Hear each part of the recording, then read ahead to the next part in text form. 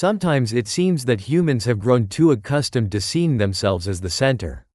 We speak of ourselves as if everything around us should converge on a single point. As if history, nature, mind, and evolution itself were all destined to lead to us. This feeling is so familiar that we barely notice it. It lives in language, in science, in religion, in the everyday confidence with which we look at the world and call it our own. But there is a quiet strangeness here. The more closely one looks at the story of humanity, the less it resembles a straight line. It is more like a chain of sharp turns, sudden leaps, inexplicable accelerations. As if someone was not merely observing human development, but from time to time changed the logic of the path itself. Not openly, not crudely, almost imperceptibly. And then a thought arises, one that at first sounds too unfamiliar. What if humanity was never the sole goal? What if, above it, there was not a single force, but three, spread across different elements, different levels of presence? 1. Earthly. It is closest to the surface, to matter, to what can be held in the hand and shaped into form. In this line, it is easy to see the image of those connected to the very flesh of the world, to its ancient memory, to architecture, to the first settlements, to what grows not in the sky, but in stone and soil.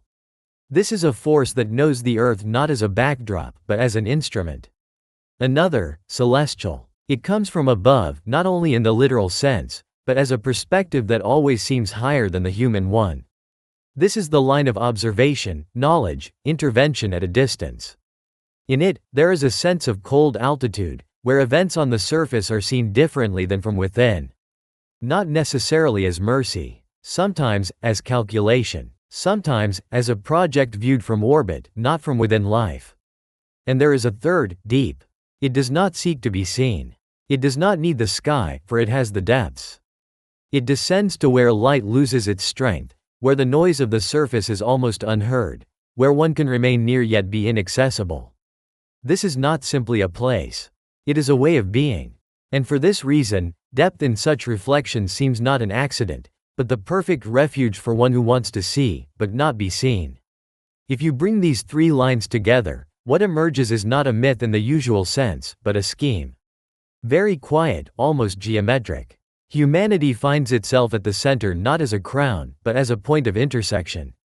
Not as the master of the painting, but as the object watched from three sides at once. And in this image, there is something unsettlingly calm. Because then Atlanteans, Anunnaki, and those who went into the deep cease to be just names from scattered legends. They become different layers of a single possible design. Some, at the surface of the world. Others, above it. Still others, beneath it. And between them stands humanity, which for a long time believed it walked alone. From this perspective, history no longer seems accidental. It begins to resemble a tuning. Slow, precise, hidden. As if humanity did not so much arise by itself, but was assembled from different directions, by different hands, at different times. And if this is even partially true, then the most important thing still lies ahead. Because then, we must ask not only who exactly stood behind this triangle. We must understand why the very center of such a design could be hidden so deep that we are still searching for it on the surface. There are things that happen so often, they cease to surprise. For example, the very idea of a hidden center, a remote control post managing events on the surface while remaining invisible to most eyes. This appears in many forms, from ancient myths to modern security systems. And every time there is talk of the need to maintain control while remaining unseen, almost intuitively the image of depth arises. Depth is not only a physical direction downward, not only a layer of water or earth. It is also a special quality of space, where the usual laws of visibility cease to work. Water, especially in its densest, darkest form, becomes an almost perfect barrier. Neither light nor sound, nor radio waves pass through it without distortion. Everything that happens deep enough is automatically beyond observation. Perhaps the most peculiar question lies in the most familiar. Why has depth always been the image of mystery, invisibility, a power that cannot be challenged directly? Not just because it frightens or seems unreachable, but because its structure of inaccessibility is perfectly suited for remaining unnoticed. Water hides not only objects, but movements. In it, the horizon line disappears, the familiar sense of distance is lost, and even the largest objects can dissolve in layers separated by the mass of the deep. At some point, depth ceases to be just a place and becomes an environment where sight is powerless, and hearing discerns nothing. There is something fundamental in this for any system wishing to control without open intervention. Open power, sooner or later, always provokes resistance. It can be challenged, it can be seen. But the power that lies outside the field of vision needs no display of force. It works differently, through subtle shifts, through faint, almost imperceptible influences that enter events not directly, but as if from within the world itself. Scientific research shows that even today's technologies can penetrate only the very upper layers of the ocean, and everything deeper remains a matter of guesses, models, assumptions. What lies at depth is always not only hidden, but protected by nature itself. Temperature, pressure, complete darkness, the absence of familiar reference points. All this makes depth not just hard to reach, but almost fundamentally closed to any outside observer. If you imagine a control system that does not wish to be detected, the depths become not just a convenient, but perhaps the only possible solution. It requires no massive walls, no guards or complex concealment systems. The environment itself is the best defense. One can talk endlessly about technical means and how to hide presence on the surface, but all of this is always linked to the risk of accidental discovery. With depth, the risk is minimal. The water itself, its very structure, works for the one who chose to remain unnoticed. There is another, less obvious trait. In the depths, the usual notion of time is absent. Everything that happens there is deprived of day and night cycles, of familiar rhythms. It is a space where one can observe, analyze, influence, without fearing that someone will notice the very process. Even if changes occur on the surface, they are rarely connected to anything that came from below.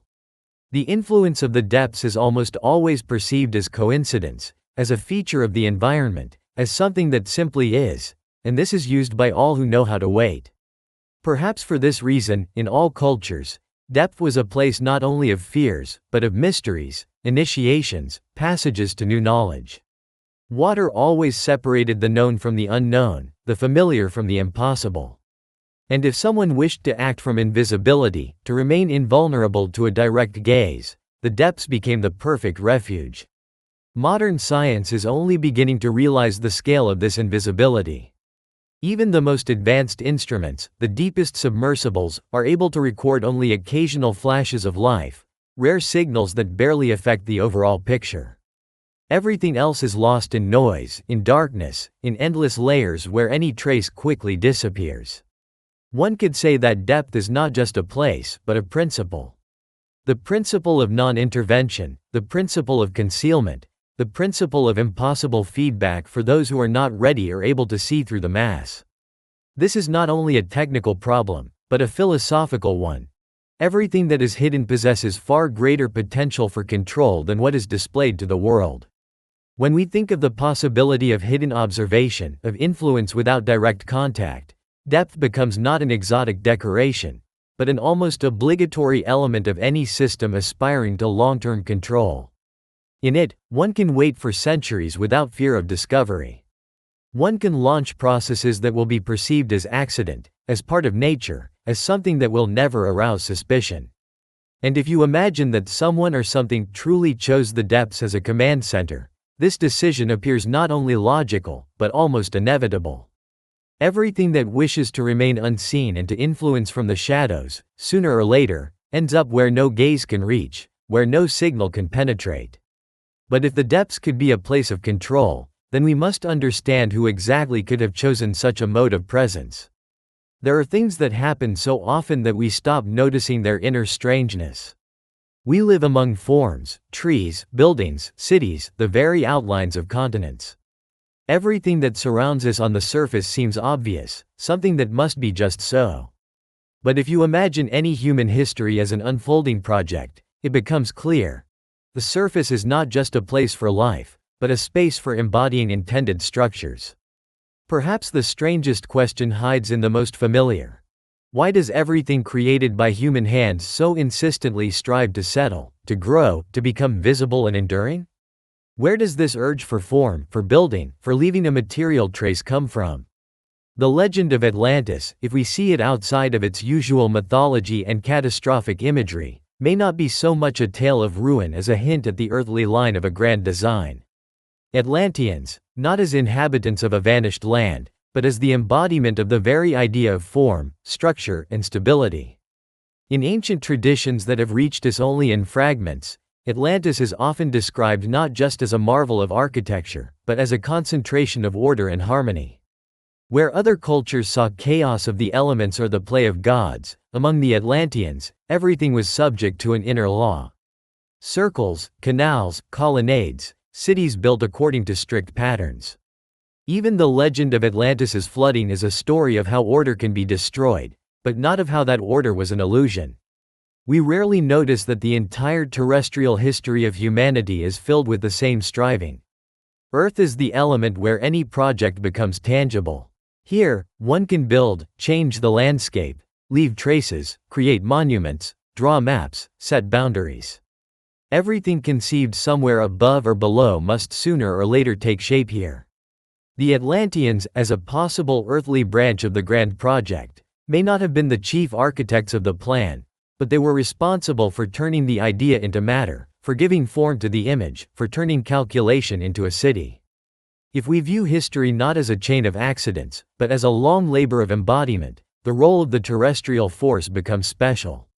It is not the force of inspiration, not the force of secret control, but the force of consolidation. Through it, the project becomes testable, measurable, experiential. Everything that can be touched, measured, studied, all this is the result of the work of that very branch which the ancients might have called Atlanteans. Perhaps they never called themselves by that name, perhaps their traces are scattered among dozens of cultures, but the logic of their action remains clear. They created what could be passed on, what would not vanish after a single generation. Recalling the three elements, earth, sky, and water, it is easy to see that it is earth that has always been the space of stability. Water shifts each moment, the sky recedes, but the earth preserves traces for millennia. Here, one can lay down something that will outlast not only the builders, but even the memory of them. There is a special philosophy in this. It is not necessary to be the main design in order to become its foundation. The Atlanteans, in this logic, may not have known the entire plan, but it was they who ensured that the plan received its material expression. Perhaps many of those who left behind megalithic structures, enigmatic cities, intricate irrigation systems, or astronomical centers, belonged to this very earthly lineage. They worked not for glory, not for personal gain, but because they were bearers of a function, to embody, to anchor, to make the intended order real. There is no mysticism in this, only a particular skill in working with matter, with form, and with time. The irony is that the earthly branch always seems the most understandable. We see the traces, we can measure them, study them, reconstruct technologies, marvel at engineering thought. But within this clarity lies a boundary. The terrestrial is always subject to destruction, vulnerable to time, dependent on environmental conditions. What is built can be destroyed. And so, earthly power is never absolute, it is always limited by the bounds of matter. If we imagine a grand design in which three forces act simultaneously, the earthly branch is not the center, but rather a necessary condition. It makes the project visible, but does not define its direction. The Atlanteans, as earthly executors, may have been those who embody but not those who invent, nor those who govern from the depths. Their task is to hold the form, to watch over order, to be guardians of structure. In this sense, Earth is not only the medium for life, but also a laboratory for testing ideas. Here, dream meets reality. Here, all that is conceived becomes vulnerable. Here, one can see what works and what disappears. The Atlanteans are not so much a people as a function within a greater project, the function of embodiment. Perhaps that is why the legends about them are so contradictory and so drawn to the image of catastrophe. All that is material collapses sooner or later. Everything created on the surface encounters forces of destruction. But the very idea of embodiment does not disappear. If one project is destroyed, its elements may be used again. The earthly branch is an eternal work of fixing and restoration. And if earthly power was needed to hold the form, then the next branch, perhaps, was responsible not for embodiment, but for what comes from above. For the idea, for direction, for the impulse that determines not only the surface but the very vector of possible human movement. At first glance, this seems ordinary, but the very idea of height in human imagination has always been special. We rarely consider how deeply the distinction between what comes from above and what is born here on earth is inscribed in language and thought. In most cultures, the sky is not just a backdrop, not merely the physical space beyond the clouds, but something that becomes a synonym for observation, control, the source of law, and sometimes, the very possibility of change. The Anunnaki in the Sumerian tradition appear not as random guests, but as those who come from above. Even their name, those who descended from the heavens, already carries within it the vertical, a distance, and a different quality of presence. For the imagination of ancient people, this was not only a matter of faith but a certain philosophy. If something comes from above, it means it sees us differently than we see ourselves. It sees the whole at once, not isolated details. It is not included in our horizon, not drawn into everyday concerns and limitations. It is capable of setting direction without becoming involved in every small part. This verticality is not only a matter of power, but also of knowledge. In Sumerian myths, the Anunnaki do not simply rule. They observe, correct, set boundaries. Their gaze is the gaze over an architect's drawing, not the gaze of a participant in the game. In some versions of the myth, the Anunnaki participate in the creation of humanity not as craftsmen, but as those who set the general scheme, who look at the project from the outside, from another height. They do not so much intervene as direct, correct, introduce codes and parameters meant to be revealed in the future. Perhaps the strangest question is hidden in the most familiar. Why did the sky become for humanity such an important source of power and law? Why did almost all ancient kingdoms build their systems of symbols around the idea of a mandate of heaven, a will descended from above, by which the order of things is arranged? Here, not only the power of myth is at work, but a very quiet, almost intuitive logic. Height is always connected with distance, and distance, with the ability to see the whole. From above, much looks different than from below. From altitude, small details become unimportant, but structures, flows, patterns become visible. From above, one can observe not just a single person, but an entire lineage, all generations, history as a river flowing through the ages. That is why, in this hypothesis, the Anunnaki are not just a mythological layer of Sumerian culture. They become an image of the celestial line, capable of maintaining distance, not dissolving in daily affairs, and not being drawn into the chaos of Earth. This is not power over every step, but power over direction, over initial conditions, over those laws by which the project will change and develop. In this scheme, the Anunnaki are not masters but designers. Not tyrants, but those who hold the general plan, not interfering in details unless required. There are things that happen so often we stop noticing them. For example, the very idea of origin from above is found in cultures from Egypt to India, from the Aztecs to northern shamanic myths. Almost everywhere, the sky is not just space, but a source of law, knowledge, the first impulse. Almost everywhere, there is an image of the descended, or arrived, be they gods, spirits, or great teachers. These are not necessarily literal visitors in the modern sense, but rather a metaphor for another perspective, another level of access to knowledge. In the context of the three-force scheme, the Anunnaki are not only a myth, but a special function in governance.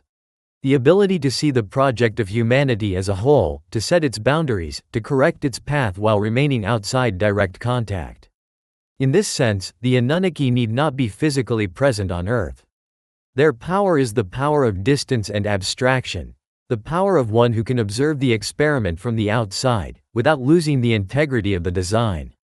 At times, it seems that this logic is very close to how complex systems are arranged in modern science and technology. The architect of software does not intervene in every line of code but defines the structure in which details may develop independently. A planetary scientist does not touch every molecule but thinks about the balance of the system as a whole. In this sense, the image of the Anunnaki is not just a myth about higher beings, but a kind of philosophical model. How might power look if it were based not on coercion, but on knowledge, not on direct control, but on the creation of conditions? Perhaps that is why, in some versions of the legends, the Anunnaki leave, disappear, become invisible. Their role is not to intervene in every conflict and solve every problem, but to look at the line of development, at the overall structure and long-term consequences. They set the impulse, and then observe how the project unfolds. This logic is close to the motif of the non-interference code found in many traditions. The higher the level of knowledge, the less direct interference, the greater the interest in the experiment as a whole. There is another side. Distance is always linked with coldness, with a lack of compassion, with the ability to see not an individual fate, but only a scheme. For humans, this may seem cruel or indifferent. For the Anunnaki, it is a necessary condition for the project to develop, for humanity to seek its own path, to err, to grow, to change. Height is both a privilege and a limitation. To see the whole, one must sacrifice closeness. And yet it is precisely the verticality of the Anunnaki that emphasizes their special role in the triangle of governance. If the earthly line embodies, anchors, materializes, then the celestial line directs, sets the vector, brings change at the level of the idea, not matter. This is not a struggle for every detail, but a quiet, almost invisible presence that becomes discernible only in the long perspective. Perhaps, for them, humanity was not a goal but an experiment. Not an object of love or hate, but a field for testing a hypothesis. Is it possible to create something capable of growth, of freedom, of independently seeking meaning? Is it possible to observe growth without interference, correcting only the general course when necessary? For the Anunnaki, this distance is not just convenience, but a philosophical stance. To watch from the outside, to see the whole, but not to lose interest in the details. And if we imagine a triangle of governance, where one vertex always looks from above, it becomes clearer why the myth of those who came from the sky does not disappear, but only changes its form. It is not only a product of imagination, but an attempt to explain the very logic of a world in which there is a distance between the one who creates and the one who lives within the project. But above the earth there is always the sky, and beneath it, another domain, where power becomes almost invisible. If the Anunnaki embody the vertical, then depth is the horizontal, receding into shadow, into hidden observation, into that very realm where control becomes almost imperceptible, but no less real, the power of the depths. There are things that happen so often that they no longer attract attention. For example, the idea that everything most important happens on the surface. We live in a world where horizontality has become a synonym for openness, and all that is hidden, subterranean, underwater almost automatically acquires a shade of suspicion or mystery. But if, for a moment, we step outside this familiar view, it becomes clear. Not all lines of governance strive for the light. Sometimes the most reliable power is the one of which no one is aware. Depth, in this strange logic, ceases to be a place of exile or escape. It becomes a space where one can disappear from another's gaze, but not from oneself. If we imagine a force that not merely descends to the bottom, but consciously chooses depth as its domain, then a completely different image emerges. Not that of an outcast, not a monster, not a lost civilization, but an observer who manages processes without drawing attention to themselves. The image of the reptilian line is not necessarily a physical race or specific creatures from myths. It is, above all, a principle. If you want to control events without becoming their direct participant, you need to be not at the center of the stage, but beyond its boundaries. And depth is the perfect space for this. There are no accidental witnesses, no direct routes, no possibility of being detected by standard means of observation. Perhaps that is why, in ancient myths and legends, those who go into the depths always possess a dual nature. They do not quite disappear, they seem to dissolve, yet continue to exist in the same universe. Their presence is invisible, but it can be felt in the changes that occur on the outside. It is not presence, but rather a shadow, a light hint, a strange coincidence. If we look at the hypothesis of three forces from this side, the logic of the reptilian branch becomes almost mathematical. Why be in plain sight if it is far more effective to observe the process in complete darkness? In the depths, there are no accidental encounters.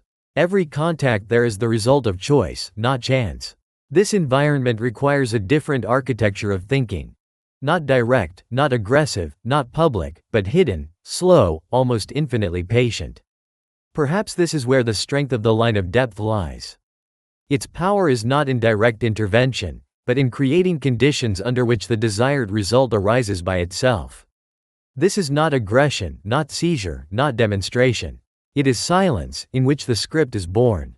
Everything appears as if by chance, but in reality, every impulse is calculated and launched at the right moment. Sometimes it seems that such a strategy is reminiscent of the behavior of the most ancient inhabitants of the ocean. They rarely appear on the surface, preferring to remain in darkness, where every sound, every ray of light becomes an event. They do not hurry, do not fuss, do not seek attention. Their main advantages are time and invisibility. To be out of reach is to have the ability to observe everyone, without fear of being noticed. Such an approach might explain the strange persistence of certain anomalies connected to the depths of the sea. Why do so many questions remain unanswered? Why do even the most modern technologies detect not traces of presence, but only hints, disruptions, strange coincidences? Perhaps because the system itself is not built to leave traces, but rather to ensure there are none at all. In this model, the depth becomes a command center, where everything is constructed around inaccessibility. If we imagine a technology capable of concealing not only material objects, but the very fact of control itself, it becomes clear. Such a center has no need to demonstrate power. Its main quality is silence. It does not interfere, does not act directly, leaves no obvious marks. Yet it is precisely from this silence that the strange sensation arises, that someone or something is nevertheless watching. We rarely notice that the very idea of control can be entirely invisible. In the familiar human world, authority is associated with visibility, with presence, with emblems and rituals. But if management is built on the principle of maximum inconspicuousness, it becomes almost impossible to detect. It becomes part of the background, part of the environment in which we live, but which we cannot distinguish as a separate entity. There is another detail that often slips out of view. If a deep line truly exists not as a myth, but as a principle, then its main task is not merely to hide, but to create such a layer of reality into which no one can penetrate without special access. This is not just physical depth, but also depth of meaning, depth of scenarios and strategies. Everything there is organized differently, not by the principle of direct action, but by the principle of launching long processes that appear random, but ultimately lead to the desired result. Perhaps the strangest question here is why such a strategy turns out to be so stable. Maybe because it is ideal for long-term observation and experimentation. Not interfering means not being noticed. Not being noticed means you can observe endlessly. And if it becomes necessary to change the course of events, this can be done through subtle impulses, which no one can trace back to the source. Perhaps it is for this reason that the deep branch always remains on the boundary between reality and imagination. It does not require belief or recognition. It simply is, as background, as structure, as a systemic part of a larger project. And if one imagines three such lines, surface, celestial, and deep, it becomes clear. We are not talking about isolated myths, but about a single scheme where each force occupies its place in a general system of observation. And then, the human ceases to be the center of the world. He becomes part of a project designed so that no one can know the whole picture. And when the three lines come together, it becomes evident that we are not dealing with myths, but with parts of one great hidden apparatus. Perhaps the strangest question hides in the most familiar. Why does humanity so confidently take the central place in its own conception of the world? Step by step, generation after generation, we build stories where humanity is not just a participant, but the only true hero. Everything that happens, everything that exists, is somehow arranged around human fate, human consciousness, human needs. But what if this feeling is nothing more than a peculiarity of inner perspective? As if from the very beginning, the vantage point was set so that everything seems to revolve around the observer, while in fact this observer is not the cause, but the object. Not the focus of light, but the focus of adjustment. In the triangle formed by three forces, surface, celestial, and deep, humanity is not the apex, but the center of a more complex scheme. Here, the center is not synonymous with power or control. Quite the opposite. The center is a point whose position is defined by different vectors, different influences, different experiments. We rarely notice how the meaning of the word project changes if we look at it not from the perspective of the executor, but from that of the object. A project is not always a plan leading to freedom. Sometimes a project is a long, almost invisible process of adjustment, in which form, capabilities, even consciousness itself become variables in someone else's equation. In such a logic, humanity is not the end result, but an intermediate version. Not the crown of creation, but a test construction, upon which several forces work at once. Somewhere above, somewhere to the side, somewhere from the depths, imperceptibly, without direct contact, through many layers of intermediaries and subtle corrections. If we imagine a triangle of control, with vertices hidden in different elements, then humanity is not an independent player, but a field where lines of influence converge. There is no single center of will, no single curator, no single leading force. There is only a complex network of observation, experiments, and corrections, which may be almost invisible to those inside the scheme. There is something cold and logical in this, almost unemotional. As if humanity were seen not as the goal, but as working material. As if the task were not to bring humanity to some final state, but simply to observe how it reacts to changes in conditions, the introduction of new parameters, to rare but precise interventions. There are things that happen so often they cease to seem strange. Sudden leaps in development, unexpected turns in history, collective surges of discovery that have no direct evolutionary logic. On one hand, all this can be explained by chance, the play of probabilities, the internal laws of social dynamics. But if we look at this through the prism of a three-force scheme, another view emerges. What if these are not random bursts, but manifestations of hidden calibration? Perhaps we have grown used to thinking of ourselves as free agents, when in fact we are only the object of a long adjustment, not individual, but species-wide. From time to time, the conditions change as if someone is testing a new version of the scenario, activating a new level of complexity, checking how the system responds to certain parameters. From this point of view, even the very concept of human nature ceases to be something immutable. It becomes flexible, open, tunable.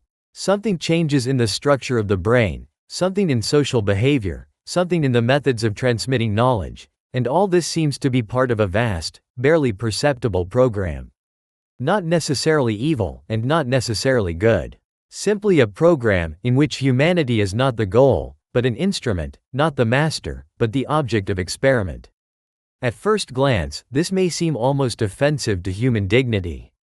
But if we set aside the habit of central position, a quiet sense of a strange possible justice arises. To be at the center does not always mean to be the main one. Sometimes it means being the point where lines of different depth, different origin, different purpose converge.